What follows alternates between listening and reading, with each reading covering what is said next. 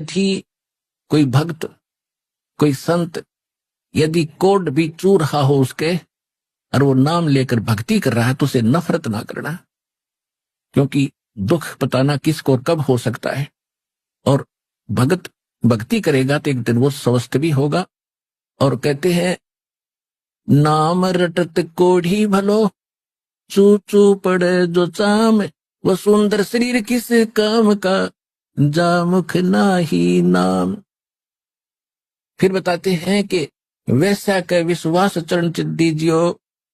देखो संस्कारवश कोई भी व्यक्ति, कोई भी बालक, किसी का भी गलती हो सकती है और वो सुधरने की चेष्टा करता है, तुम उसको धिक्कारते हो तो कहां सुधरेगा फिर वो। जैसे जल है, मैला कपड़ा है, साबुन और पानी की टच में नहीं आएगा तो उसका मैल छूटेगा कैसे।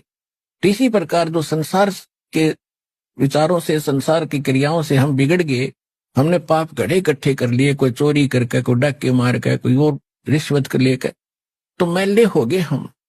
तो यहाँ आएंगे सत्संग स्वरूपी सरोवर में स्नान करेंगे तो मैल उतरेगा, और यहाँ नहीं आओगे तो फिर कैसे उज्जवल होगे। तो परमात्मा कहने लगे कि भाई वैसा का भी विश्वास है भक्ति का, उसने धिक्कारना ना, उसको प्रणाम करना अपनी बहन को।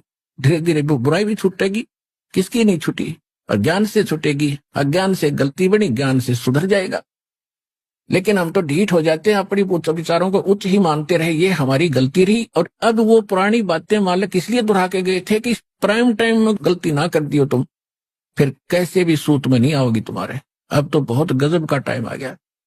तो इसलिए मालिक ने उस समय ये कहा था। उस समय तो इक्का दुक्का ऐसे उदाहरण होते थे, आजकल तो ये ऐसे फैशन वैशन हो रहे हैं, ऐसे बिगड़ गया सब कुछ, ऐसे नफरत करने लगेंगे तो सत्संग मान जो गए कभी को नहीं। तो यहाँ आएंगे, सबका आचरण सुधरेगा और फिर सेट होकर के भक्त बन के मोक्ष हो जाएगा।